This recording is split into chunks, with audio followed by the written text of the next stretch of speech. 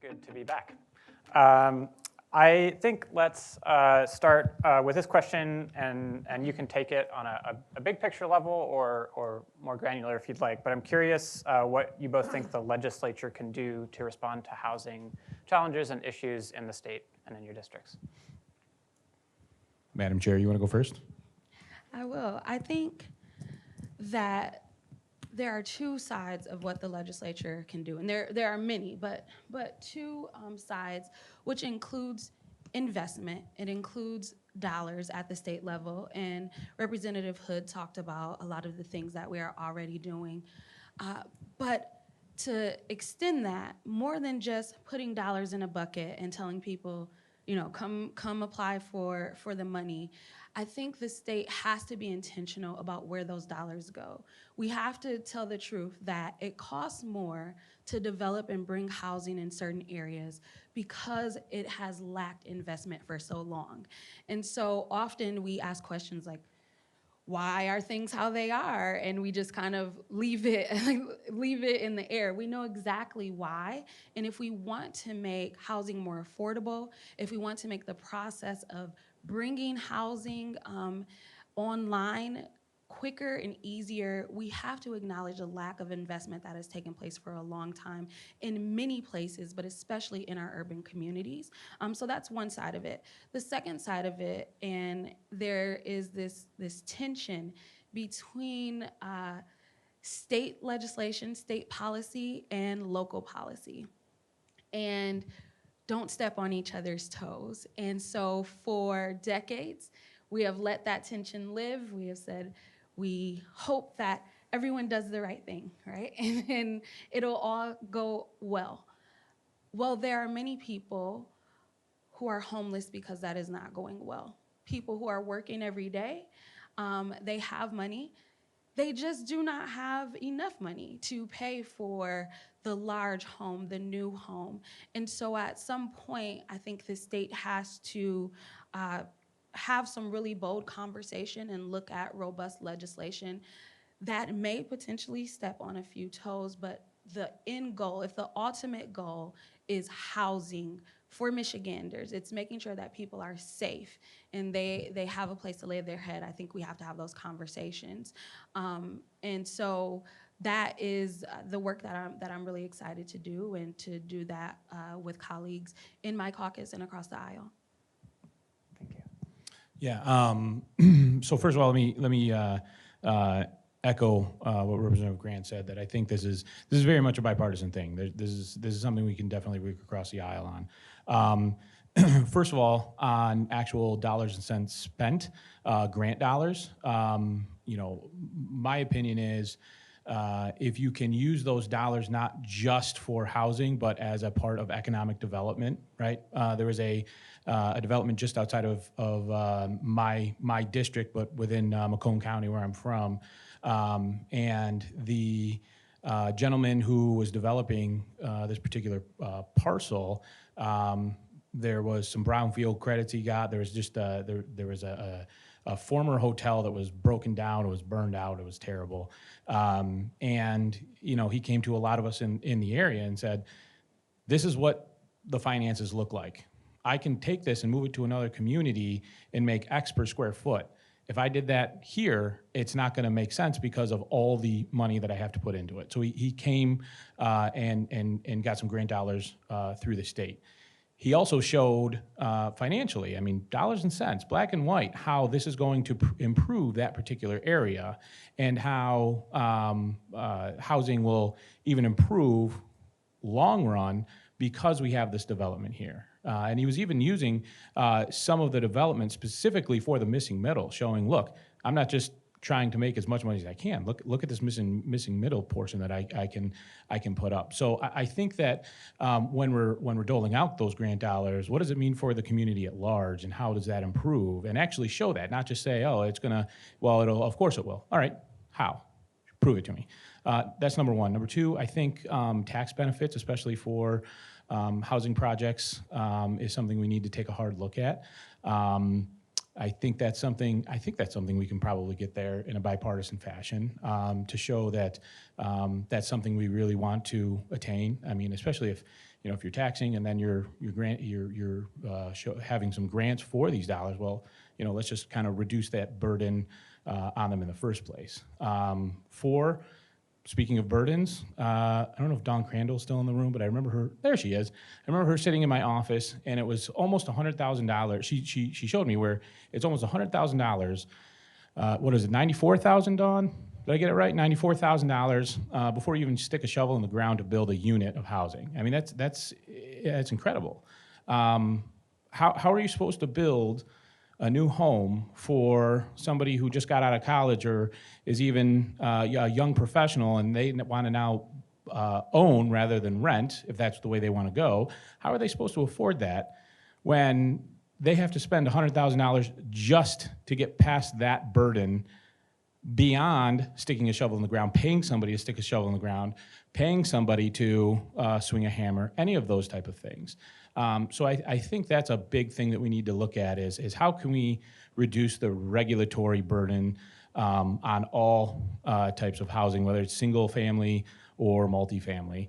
And then the last piece, I'm sorry I'm going a little long here, but I think the last piece is education. When I graduated high school, I feel the message that was given to me is, don't become an electrician, don't become a plumber, don't become don't go into the trades. Why? Because you're going to end up poor. Well, find somebody nowadays that would agree with that statement. Clearly, you can make a good living and you can attain wealth by working in the trades. You don't have to go to college. You can do very, very well for yourself within the trades. So I think that's something that we definitely need to make sure that we promote, just to make sure that there are enough people out there, because basic economics, if there's not enough people to build these houses, first of all, you're not going to have these houses or these homes, multifamily or single family. And then if you're the guy swinging a hammer and there's a million people asking you to swing that hammer, you're going to charge a lot of money for that, aren't you? So. Thank you. I appreciate that. I think we got into this with the last panel too, but I think you could pick this conversation up and put it down in pretty much any state in the country, and the issues would be similar. The challenges around housing would be similar. I'm curious if your colleagues in the State House are looking at what's happening in other states and what successes they're having, and bringing that back to Michigan. What do you see that's working other places? Do you look at other states when you're working on these issues?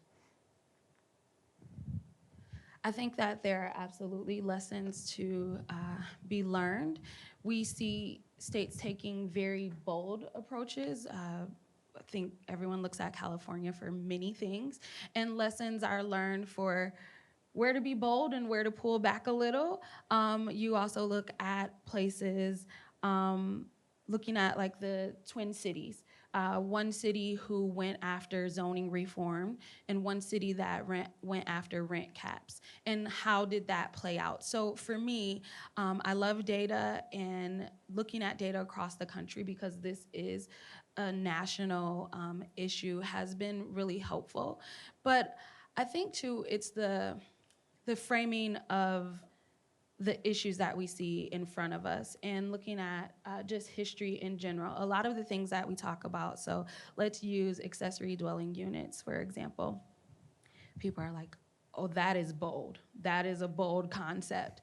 But every home in my historical district has a carriage house, and there was housing in different units there. And so a lot of things that we're framing right now is bold and really pushing the envelope. Those are rights and things that we had generations before us, and for some reason we took them away.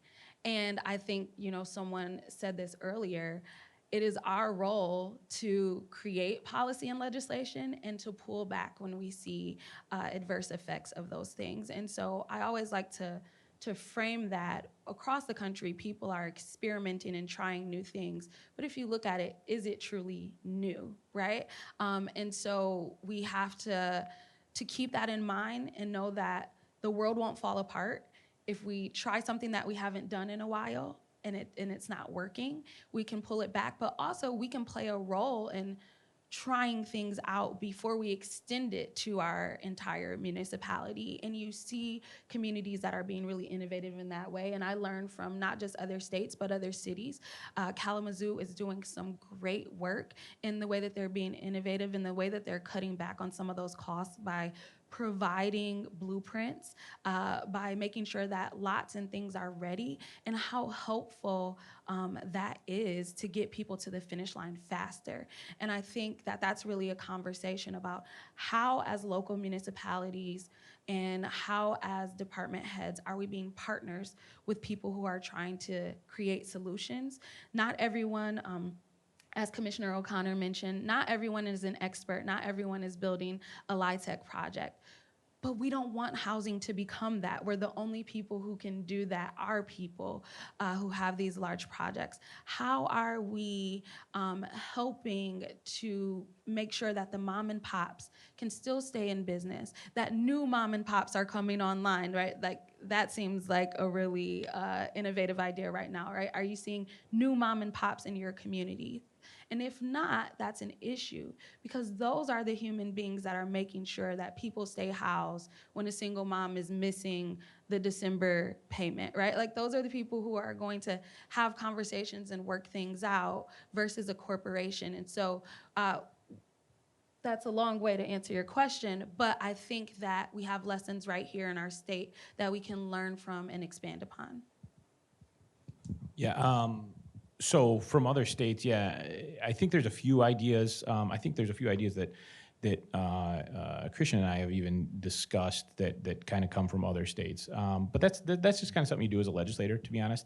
I mean, you guys know how it goes, right? You're a planner, and somebody needs a new concept that they want you to implement. The board has a new concept they want you to implement, and if the township next door has exactly what they need, why recreate the wheel, right? So, yeah, there's a few concepts. I think the single staircase, I think, actually came from, I want to say New York, but I could be completely off on that.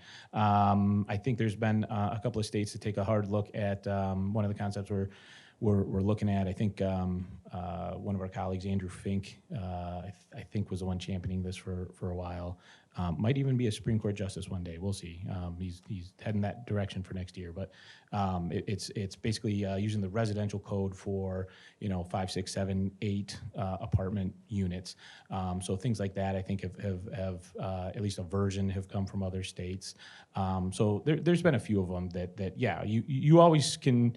If there's somewhere to gain knowledge and there's somebody who's already done it, you don't want to completely recreate the wheel. You want to tailor it to what you have here in Michigan. So. A question I am always asking people, and sometimes it annoys them, is this working better somewhere else, or is it worse somewhere else? And I think that's a really illuminating question for a lot of issues. So I appreciate your responses there. You both nodded toward working across the aisle in your first response on housing issues. From your perspective, how are leaders in Michigan working to sort of build a broad base of support from a lot of different groups, political interests around this issue? On housing specifically? Sure. It's kind of hard to have opposition. I mean, who doesn't want housing, right? It's just, how do you go about getting it done? And I think that's really just what we have to look at. To be quite frank, I mean, there was some kind of crazy bills that we took up in the housing committee last year. Some that kind of went towards, rights for homeless that would kind of go more towards tent cities and things like that. And there was also there was one that said that landlords really couldn't look at like a felony record. I mean, who's going to want to rent at that point? So that was some kind of crazier stuff. That chairman has since moved on. Kristian, I got to give a lot of credit to. She started day one and said, "Hey, I want to look at the data. I want to move this forward. I want it to be in a bipartisan fashion. Let's work together." So, yeah, I think from here on in, I think it's I'm definitely seeing a lot of bipartisanship come out of our committee at this point. So. Representative Grant, are you comfortable sort of talking about how you're approaching the leadership position in that committee and what your goals were going in?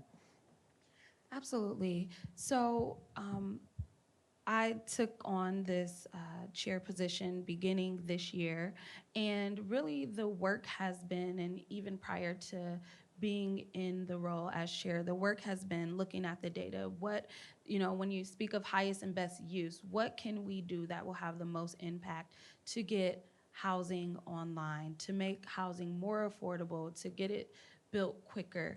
And so those were really the questions that I was asking. And really, from all corners, when you look at it, it's a conversation around planning and zoning. And so started having conversations around the state, asking people who are building the homes, what are you seeing, what's happening?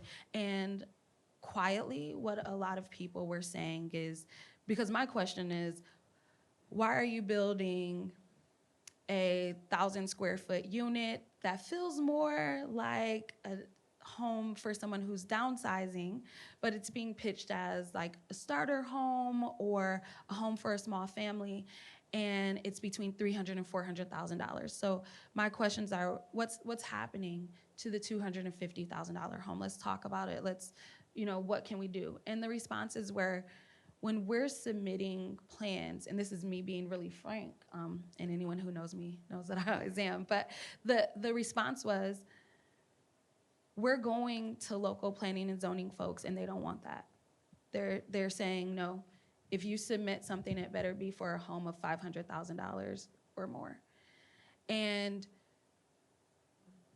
that was like a strong stop for me. And hearing that from people all over the state, not just in one area, and asking myself, what are we doing to the cycle of housing when that's the beginning mark, right? I purchased my first home. It was a short sale. It was $80,000. It probably should have been 100, 120. That was my foot in the door. And without that opportunity, the stability for my small family would have looked much different. And so if we're taking different rungs off the ladder and we're expecting people to jump straight to the top, what are we doing? And I understand conversations around tax base, but if no one can ever enter the game, and this is a conversation when you talk about tax incentives, right? We have large conversations around that. But taxable dollars on $0 is zero. And so for me, that was the conversation. How do we make sure that no matter where you are in Michigan, you can have an entry point into housing? You can work your way up to that $500,000 or $1 million house, or you can stay at the $200,000 spot. And so that's where we started with legislation.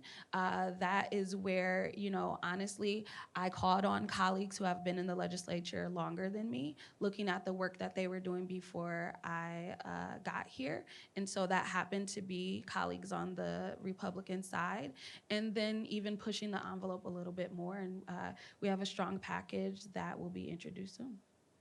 Thanks. It sounds like you both have experience to some extent working at the local level. I'm curious what the state can do to support local action.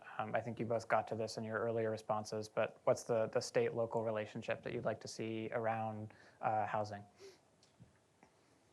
I'll start on that one. Yeah, that one's that one's going to be a little tough because there's things that we might want to.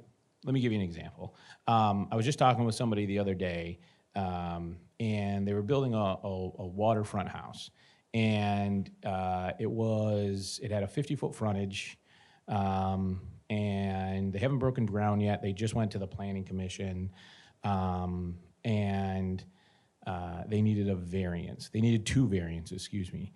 They needed like 1.5 feet, so like 18 inches towards the road, and then height on their garage. This is all on the garage, by the way, an attached garage. I think they needed an extra like 2 foot.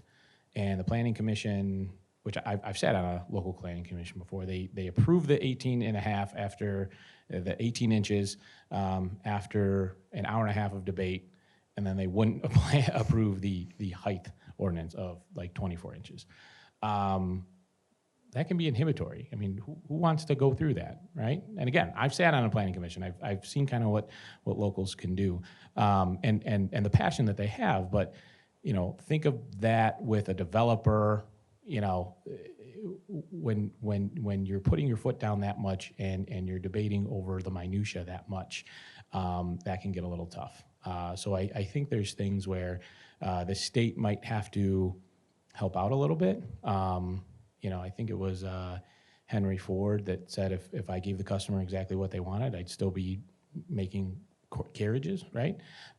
So it's a little bit that we kind of need to help out with that regulatory burden with how that type of development happens. So I think that's a relationship, but you still want to respect that local community. Again, I was a trustee in a local township. I was a deputy supervisor in a different local township. So the respect for the people on the ground who know their community, who are invested in their community, you definitely still have to have that. So, Thanks.